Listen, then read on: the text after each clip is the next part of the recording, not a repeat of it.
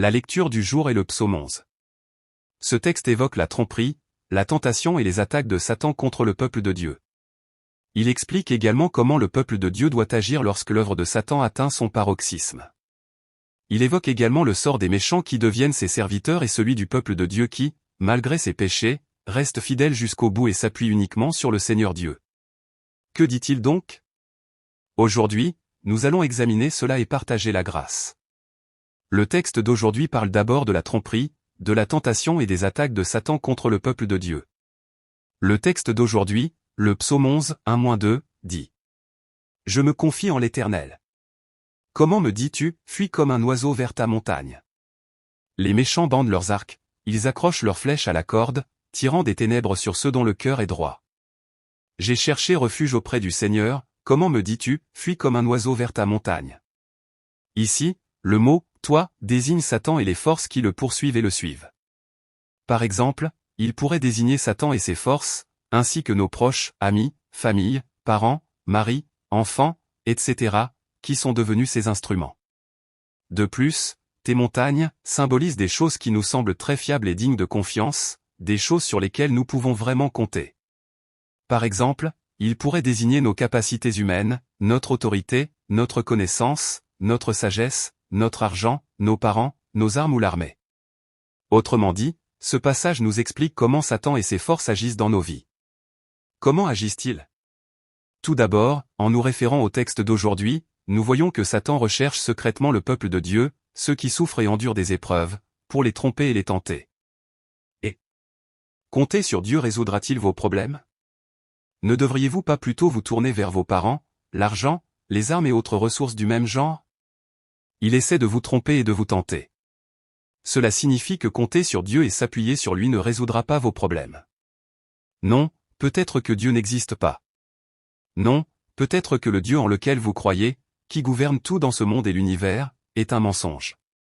Par conséquent, vous devez fuir vers votre montagne. Autrement dit, vous devez compter sur vos capacités, vos parents, vos frères et sœurs, l'argent, le pouvoir, les armes, etc. Cette histoire de Satan ne se limite pas à ce passage, on la retrouve également dans la Genèse. Dans les chapitres 2 et 3 de la Genèse, nous voyons Dieu nous créer, nous les humains, et nous dire « Ne mangez pas de l'arbre de la connaissance du bien et du mal, qui est au milieu du jardin. Sinon, vous mourrez certainement. » Cependant, Satan a transformé cette déclaration en « Si vous en mangez, vous ne mourrez pas », tentant Adam et Ève de s'écarter de la parole de Dieu et de commettre le péché. Adam et Ève ont ainsi fini par pécher, et par ce péché, le péché est entré sur terre. De plus, nous pouvons confirmer que nous, les humains, sommes condamnés à la mort éternelle et à la chute dans les temps de feu éternel de l'enfer. De plus, l'œuvre de Satan ne se limite pas à nous chercher secrètement et à nous murmurer. Il peut aussi agir par l'intermédiaire de ceux qui lui servent d'instruments et de canaux. Par exemple, il peut murmurer par l'intermédiaire d'un mari, d'une femme, de parents ou d'amis. Par exemple, et ils peuvent murmurer, où est Dieu? Pourquoi priez-vous encore? Et l'argent passe avant tout. Est-ce que Dieu vous nourrit? Ils peuvent tenter et murmurer, et il vaudrait mieux ne pas aller à l'église cette semaine et sortir pour s'amuser. Et nous allons à l'église tous les jours. Alors, on pourra y aller la prochaine fois. De plus, dans le Nouveau Testament, nous voyons Pierre tenter d'arrêter Jésus alors qu'il s'apprêtait à aller à la croix pour verser son sang et mourir. Jésus. Tu ne peux pas faire ça. Jésus ne doit jamais mourir. Il saisit Pierre par la manche et l'arrête. En réponse, nous voyons Jésus réprimander Satan, qui œuvrait derrière Pierre. Sors d'ici, Satan. De cette façon, Satan peut également agir par l'intermédiaire de ceux qui lui servent d'instruments et de canaux. Et comment Satan opère-t-il et agit-il? Les méchants bandent leurs arcs, ils accrochent leurs flèches à la corde, pour tirer des ténèbres sur ceux dont le cœur est droit. Ici, les méchants désignent ceux qui sont devenus les instruments de Satan, ceux qui ne font qu'un avec lui. De plus, les cœurs droits désignent le peuple de Dieu. De plus, ils bandent leurs arcs, ils accrochent leurs flèches à la corde, désignent tous les stratagèmes et stratagèmes que les méchants emploient pour nuire et tuer le peuple de Dieu. En d'autres termes, ce verset montre que l'œuvre de Satan ne se limite pas à lui-même, mais peut également être menée par l'intermédiaire de ceux qui sont devenus ses serviteurs et ses instruments. En d'autres termes, cette œuvre de Satan pourrait se cacher derrière toutes les actions mauvaises que nous, les humains, commettons sans Dieu. De plus, si elle persécute, menace et entrave le peuple de Dieu, alors cette œuvre de Satan peut sans aucun doute être cachée en lui. En tout cas, le texte d'aujourd'hui nous dit que pendant que nous, le peuple de Dieu, vivons sur cette terre, nous pouvons être confrontés à de nombreuses difficultés et tribulations en raison de l'œuvre de Satan. Deuxièmement, le texte d'aujourd'hui explique comment le peuple de Dieu doit agir lorsque ces forces sataniques atteignent leur paroxysme. Premièrement, il nous exhorte à garder la foi et à nous appuyer uniquement sur le Seigneur Dieu. Le texte d'aujourd'hui, Psaume 11, 3-4, dit « Que peut faire le juste quand les fondements sont détruits? L'Éternel est dans son saint temple, son trône est dans les cieux. Ses yeux regardent, ses paupières scrutent les fils de l'homme. Que peut faire le juste quand les fondements sont détruits? » Ici, le mot « fondation » signifie « fondement » ou « base ». Il désigne la « fondation » qui solidifie le sol lors de la construction d'une maison ou d'un bâtiment, permettant ainsi son édification. Si une maison était construite sans ces « fondations », elle ne pourrait peut-être pas tenir debout, et même si elle le tenait, elle s'effondrerait rapidement. C'est pourquoi, lors de la construction d'une maison, les fondations sont très importantes. On peut en dire autant de notre foi. Notre foi, elle aussi, ne peut être édifiée et entretenue que si ce fondement est solidement établi. Alors, quel est ce fondement de notre foi? Ce fondement n'est autre que la foi en Jéhovah Dieu. N'est-ce pas? Sans cette foi, notre foi ne peut être établie ni entretenue. Cela est également vrai dans le texte d'aujourd'hui. Ici aussi, ce fondement symbolise la foi du peuple de Dieu en Jéhovah Dieu. En d'autres termes, ce passage est une question rhétorique, que se passerait-il si la foi du peuple de Dieu en Jéhovah Dieu s'effondrait, ou autrement dit, s'il la perdait? C'est aussi comme demander, si le peuple de Dieu perdait la foi, comment pourrait-il être appelé peuple de Dieu? Bien sûr, cette expression met l'accent sur la réponse attendue, et non sur la réponse attendue. Alors, quelle est la réponse? C'est-à-dire qu'il est impossible pour le peuple de Dieu de perdre la foi en Jéhovah Dieu. En effet, s'il perdait cette foi, il ne pourrait même plus se considérer comme le peuple de Dieu. Par conséquent, le peuple de Dieu doit garder sa foi jusqu'au bout et s'appuyer uniquement sur Dieu, quelles que soient les circonstances, quelles que soient les tromperies, les tentations, les interférences ou les attaques de Satan. Alors, de quel genre de foi s'agit-il? Le Seigneur est dans son saint temple. D'abord, cela signifie croire en l'existence de Dieu. Parce que Dieu est un être spirituel, même si je ne peux pas le voir, je crois qu'il est clairement présent. De plus, cela signifie croire que Dieu m'aime tellement qu'il a envoyé son Fils unique pour me sauver de la destruction éternelle, versant son sang sur la croix pour pardonner tous mes péchés et faire de moi son peuple. De plus, je crois que Dieu m'aime tellement qu'il a envoyé le Saint-Esprit en moi, faisant de moi son temple par lui, et qu'il est toujours avec moi aujourd'hui. Même si je suis actuellement en proie à des tribulations, des persécutions, des menaces et la maladie, je crois que Dieu fait toujours de moi son temple et qu'il est toujours avec moi. Quel genre de foi est-ce là? Le trône du Seigneur est dans les cieux. Le mot « trône » ici implique la royauté, le règne, la gouvernance et le jugement de Dieu. De plus, la description explicite du « trône » comme étant dans les « cieux » souligne que ce règne et cette gouvernance de Dieu possèdent une transcendance et un mystère que nous, humains, ne pouvons ni sonder, ni comprendre, ni juger. En d'autres termes, ces mots signifient que nous devons croire que Dieu a créé ce monde et l'univers entier, et qu'il gouverne tout ce qu'il a créé selon sa volonté. Cependant, ce règne et cette gouvernance de Dieu sont totalement incompréhensibles pour la raison, l'intellect et la sagesse humains. Alors, comment Dieu a-t-il créé ce vaste univers dès le commencement? Et comment gouverne-t-il tout cela? Nous ne devons pas succomber aux illusions et aux tentations de Satan. Nous devons plutôt croire que Dieu, même si notre raison ne nous permet pas de le comprendre pleinement, est celui qui gouverne et règne sur ce monde et sur toute chose dans l'univers selon sa volonté.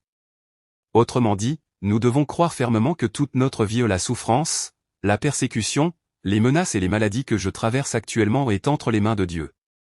Autrement dit, même si je ne comprends pas pleinement ma vie entière, non, la souffrance, la tribulation, la persécution et la douleur que je traverse actuellement, et même si je ne comprends pas pleinement pourquoi ces choses m'ont été données, je dois croire fermement et m'appuyer sur le fait que toutes ces choses sont sous la domination et la souveraineté de Dieu, ou plutôt, qu'elles sont dans la paume de sa main.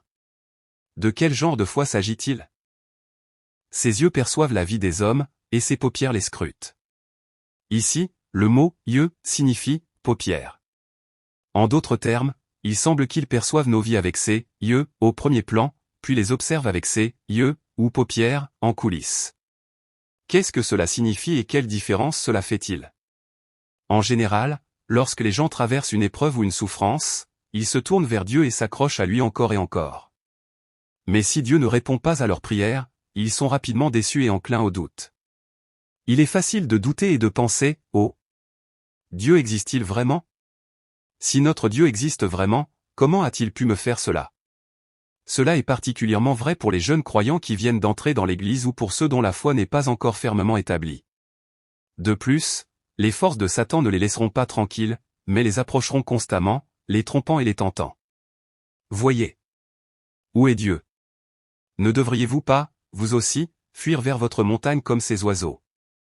Cependant, malgré ces tentations et ces illusions sataniques, Dieu, comme toujours, est celui qui observe et veille sur nos vies. De même que ses paupières clignent, Dieu ne sommeille jamais, ne détourne jamais son regard, mais observe constamment nos vies. Il observe et connaît tout, nos cœurs, nos émotions, nos pensées, nos croyances, notre sincérité, et même les pensées, les sentiments, les paroles et les actions des méchants. Par conséquent, le peuple de Dieu doit s'appuyer uniquement sur Dieu, quelles que soient les tribulations, les menaces, les souffrances ou les maladies auxquelles il est confronté. En fait, quelles que soient les illusions, les tentations, les obstacles ou les attaques de Satan, il doit garder la foi jusqu'au bout et s'appuyer uniquement sur Dieu.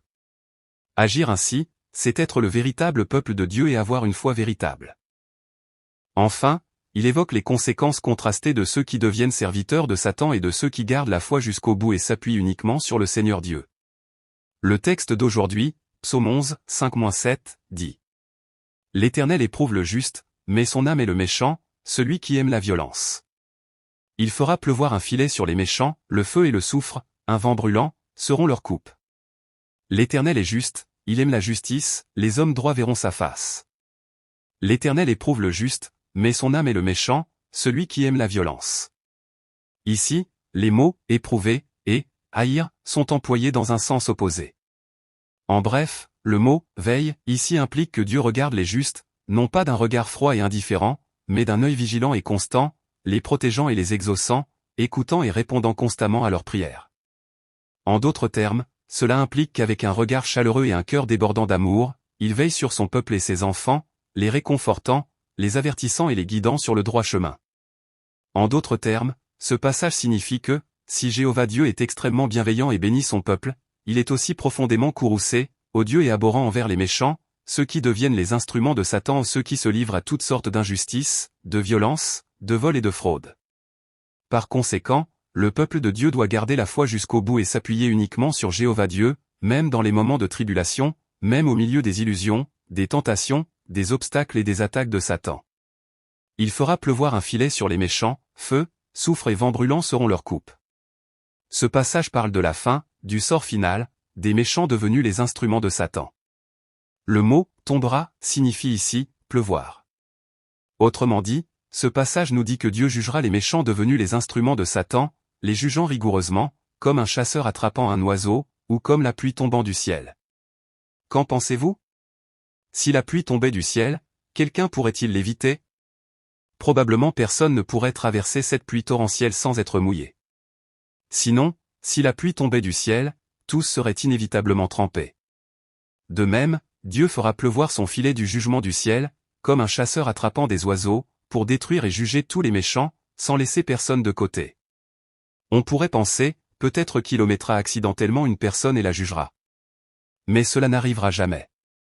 Au contraire, il jugera rigoureusement tous ceux qui ne croient pas au mérite du sang de Jésus-Christ. C'est en effet la nature même de notre Dieu. De plus, le « revenu de la coupe » symbolise ici la fin des méchants, c'est-à-dire le résultat du jugement de Dieu. En d'autres termes, le « feu », le soufre et le vent brûlant représentent ici les images contenues dans la coupe, symbolisant les terribles conséquences du jugement de Dieu. Qu'en pensez-vous? Lorsque nous allumons un feu de bois en plein air, nous constatons que les flammes brûlent encore plus intensément en présence de vent. De même, le jugement de Dieu brûlera si intensément que personne ne pourra l'éteindre, si intensément que personne ne pourra y échapper. Non, peut-être cela fait-il allusion aux conséquences d'un jugement aussi horriblement catastrophique que le feu, le soufre et le vent brûlant qui s'abattirent sur Sodome et Gomorrhe. Dieu jugera assurément ces méchants, et il les jugera aussi rigoureusement qu'il l'a fait à Sodome et Gomorrhe. En même temps, ce passage peut aussi être interprété comme contenant le sens du jugement eschatologique. C'est-à-dire qu'à la fin de ce monde, Dieu jugera les méchants devenus les serviteurs de Satan, tout comme ce feu, ce soufre et ce vent brûlant. En d'autres termes, Satan et les méchants devenus ses serviteurs seront tous jugés par Dieu et jetés dans les temps de feu éternel. Car l'Éternel est juste, il aime la justice, les hommes droits contempleront sa face. Mais quelle sera la fin pour nous, le peuple de Dieu? Ici, justice signifie vivre en croyant en l'existence de Dieu, en son règne, son gouvernement et son jugement, et en obéissant à sa parole.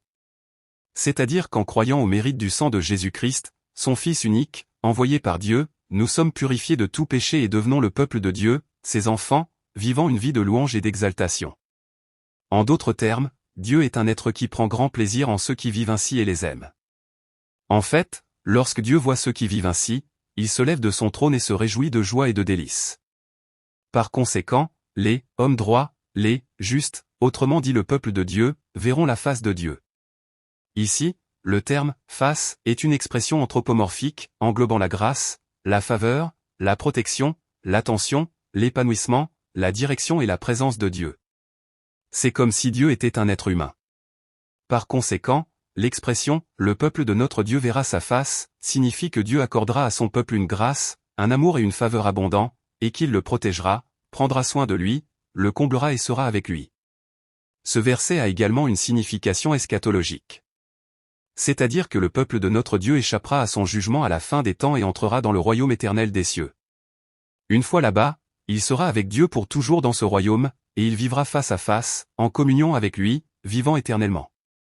Par conséquent, le peuple de notre Dieu doit garder sa foi jusqu'au bout, s'appuyant uniquement sur Jéhovah Dieu, quelles que soient les tentations, les distractions ou les attaques de Satan. Si les fondements sont détruits, que peuvent faire les justes? Mon Dieu!